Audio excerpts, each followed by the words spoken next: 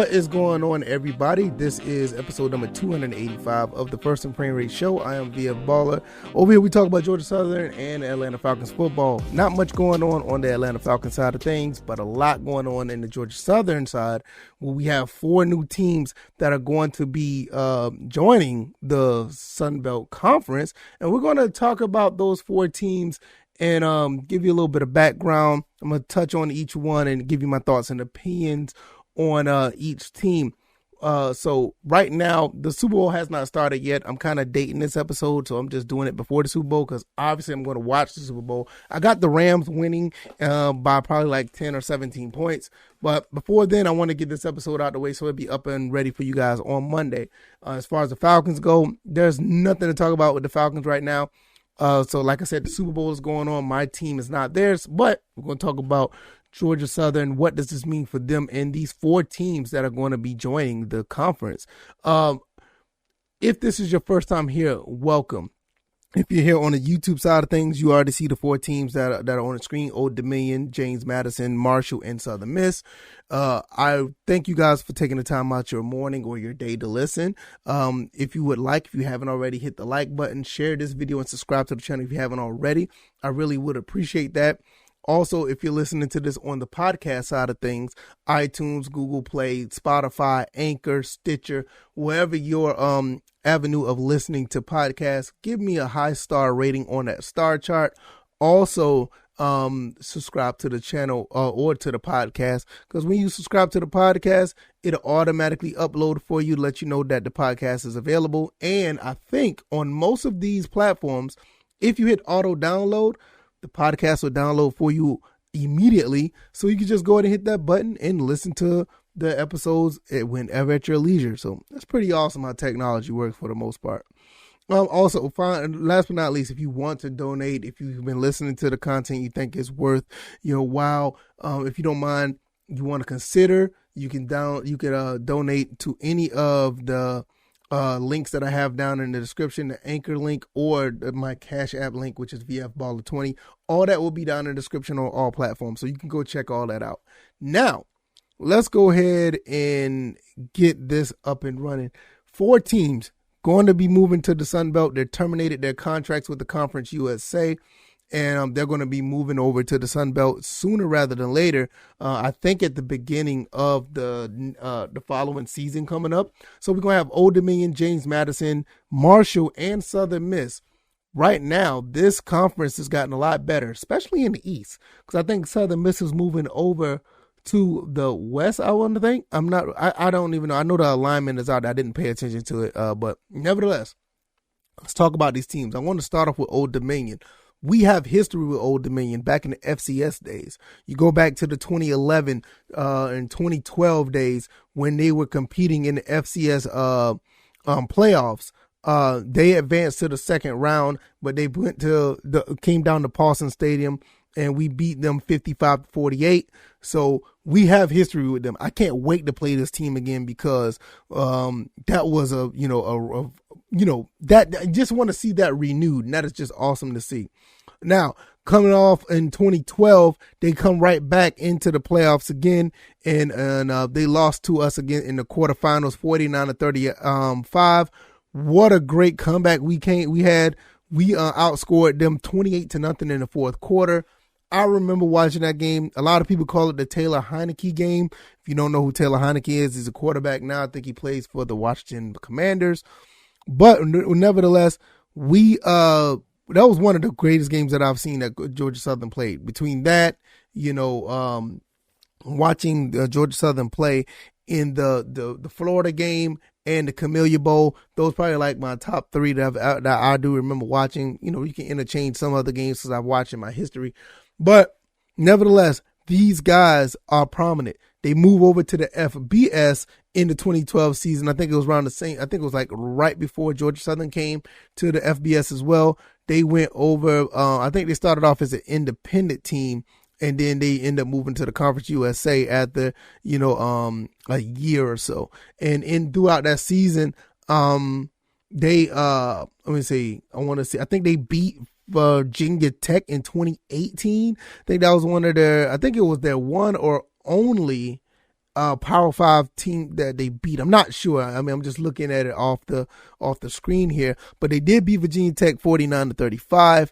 But that just goes to show you these FBS teams or the FCS teams, they are good. Some of these teams are very good in the FCS, and some of them can compete and do very well when it goes up against certain Power 5 teams.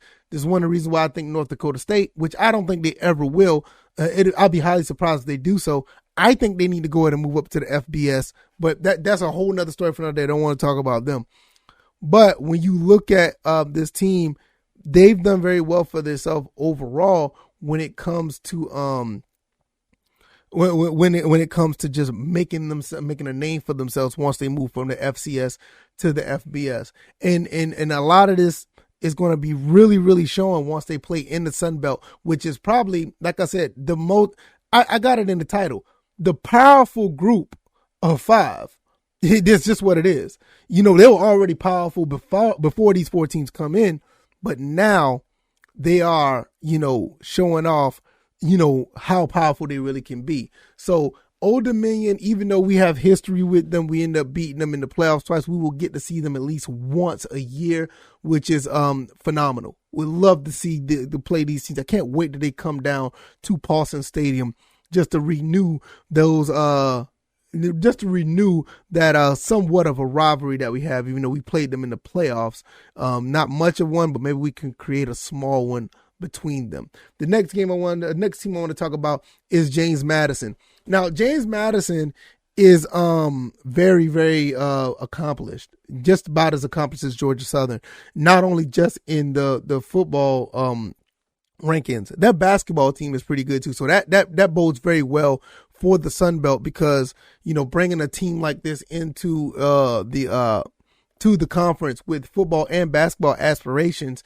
And we do have somewhat of connection with them because our former basketball coach is at James Madison now, and they're doing pretty good over there. Not so much for our men's basketball team, but, you know, like I said, that's another episode as well that we could talk about at another time. But with that being said, they're going to be jumping over to the Sun Belt as well. Football team is pretty good. You look at their football team, their all-time record is 351 and 220. They have a pretty good playoff record as well. 2 national titles. They won one in 2004 and 2016. Plethora of conference titles and division titles as well. I don't think we ever faced this team as Georgia Southern. I don't think we ever faced this team when it comes to football or whatever the case may be. But I cannot wait to see what we can do against them, with them being very prominent into the FCS the FCS rankings. They look like they've done pretty good for themselves. One of the biggest games that they won, I think I want to say they also beat Virginia Tech. I mean, what's up with Virginia Tech getting smacked around? I don't know what's going on here. I want to make sure if I get that right. I want to look it up and see. But I think they did end up beating Virginia Tech a while back. Correct me if I'm wrong, if I don't get that right. But they beat Virginia Tech as an FCS team as well as Old Dominion. So hey, look, this is another team that I can't wait to see play in the Sun Belt. FCS championship caliber team that is going to be another move over to the Sun Belt, play against Georgia Southern. Can't wait to see them play us at Paulson Stadium. And I noticed that they have a pretty good, they have a phenomenal football stadium too. That may be a traveling game that I may go to. I may have to travel just to see how immaculate that their stadium is, because I looked at some pictures. Their stadium is really nice. I want to really, look and see about going to one of those games sometime down the road. So that's going to be pretty cool. The next team I want to talk about is Marshall. Now, Marshall, we all know about this team. Always been a very good, I'll say somewhat a household name in the world of college football. They always had, somewhat of a, they had somewhat of a name throughout, college football comes to, Randy Moss come to mind. I think it was Chad Pennington also played there as well. So you had some you had some prominent players come through there as well. National championships. They had a couple of 1AA national championships back in 1992. Also in 96, they played against Youngstown State and Montana. A couple of teams that Georgia Southern knows about a little bit as well. As far as us playing them, I don't remember. I could be wrong. I don't remember Georgia Southern playing them too much as well. So maybe they have. I just don't remember seeing them doing anything. So within the FCS world, they have 2 national titles, done pretty well for themselves as far as as a team, over 500 record when it comes to winning and losing overall. And they're going to leave the Conference USA for the SunBelt. With that being said, what I was going to say, I just lost train of thought real quick. With that being said, the conference championships, they have plenty of those as well. Division titles, they won some titles in the MAC, where it comes from 97, 98, 99, 2000, 2001, 2002. Well, sorry, they lost in 2001 to Toledo, and they lost in 2013 and 2020. Well, those are Conference USA titles. So in 2000, from 97 to 2002, they won all the MAC the MAC conference divisions except for one. But as far as conference, let's see. Oh, let's double back. I'll take that back. They won 97, 98, 99, and 2000. Missed one in 2001 and 2002. So it's pretty much the same thing I said about a division. Every time they won a division during that time, they did win the conference championship. Won the conference championship in 2014 for the Conference USA. Bowl games, they lost their last 3 bowl games, which kind of, kind of sucks for them. But they did lose to Louisiana, so welcome to the Sun Belt. They lost the Camellia Bowl to Buffalo. I want to say a particular quarterback played in that game. Let's find out real quick. Let's find out real quick. I think a particular quarterback played in that game. I don't want to be 100% sure. Yeah, I think our quarterback Kyle Van Treese played in that bowl, and they won that game. Pretty interesting. 17-10. We beat Cal Van Treese beat Marshall. So that looks pretty cool.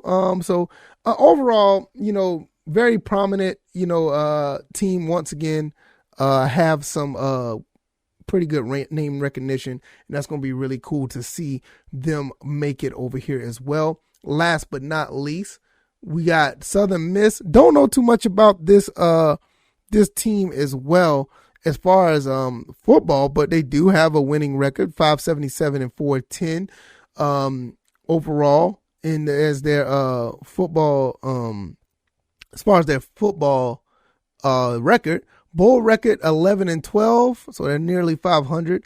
2 national titles. There were Division II national titles in 58 and 1962. 8 conference titles, 3 division titles. So with that being said, Todd Monken was their coach from 2013 to 2015, which is very interesting. As far as national championships, like I said, 58 and 62. Conference championships, they did win. Well, look at this here. I did not know this. They won the conference championship in 2011. Went 12 and 2. Also, they were the division champs under Todd Monken. They were division champs under Todd Monken in 2015. Not much success since that time. Brett Favre did play for. I just see that there. Brett Favre did play for the Golden Eagles. Now, one thing I will say about this team. A couple things I don't like about this team, to be honest with you. First and foremost, they're the Eagles as well, so I don't like that. They're wearing Appalachian State colors, which I don't like as well. And they have an Eagle Walk, which is a tradition every time before they play a game. So let's read about it. Eagle Walk. It's found underneath the upper deck of the M&M Roberts Stadium, which is their stadium. 2 hours prior to football game day, a cannon is fired which begins the procession. The pride of Mississippi marching band and football players make a march through the streets cheering to the cheers of thousands of fans. Every fall, the incoming freshmen give the walls and the street a fresh coat of paint as they're done for half a century. So they have an Eagle Walk similar to what we have. I want this to be a rivalry like immediately. First of all, you took our name. I ain't gonna say took our name. You share our name. Second of all, you have Appalachian State colors, which is gross. And you guys have an Eagle Walk. Yeah, let's go ahead and smack these guys in the mouth our first game that we play against them. But, it's all in good fun. But, that's pretty cool to see. They're going to be joining the Sun Belt as well. It's going to be really interesting what they can do when it comes to actually building up their program, because when you come to the Sun Belt, the level of competition is going to jump. And when the level of competition jumps, you're going to be, you're going to want to make yourselves as prominent as that competition as well. So, I don't like these guys already. They do have Adidas attire as well. So there's a lot of interlacing situations between us and the Golden Eagles of Southern Miss down to Hattiesburg, Mississippi. I also see that they have a pretty decent stadium as well, so I want to see what they're going to be able to do. They did win a bowl back in 2016. After that, they didn't have much success since then, but they do have a pretty decent bowl record overall. Like I said, 11-13, 11-12, whatever you want to call it.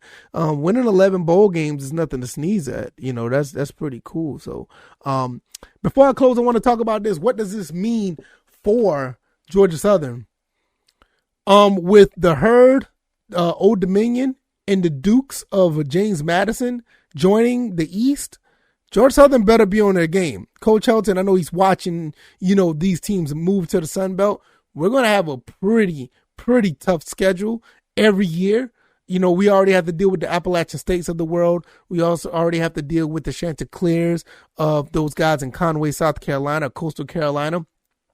Georgia State is always going to be up to play us, even though we try to look down on them. We need to start taking them seriously. We need to start taking all of these teams seriously, to be quite honest. So with that being said, we need to make some moves, which we did already, but we need to make some moves on the field to be just as competitive as the rest of these teams, because I'm not taking none of these teams lightly. Old Dominion already feel like they're gonna be out to get us from what we did to them in the FCS.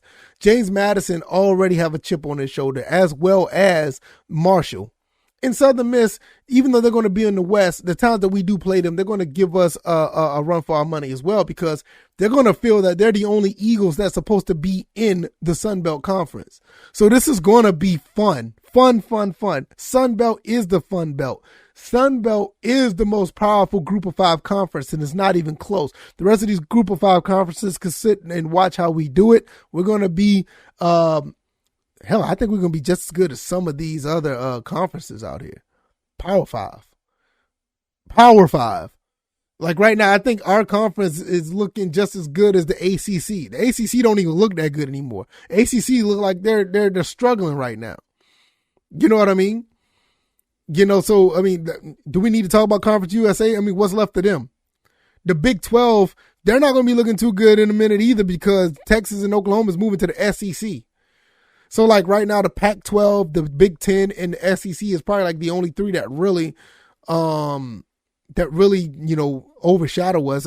Obviously, what they have, but I can make a case. That we're just as good as the Big 10. I know that's a crazy take, but I'm dead serious. Yeah, you got Michigan State, you got Ohio State and Michigan, Penn State. You got those four. I don't think all the other teams are as prominent as we are. They are maybe just in name only, but I think talent-wise, I think we're going to be just as good as the rest. But, that's 4 out of 16 teams they got up there?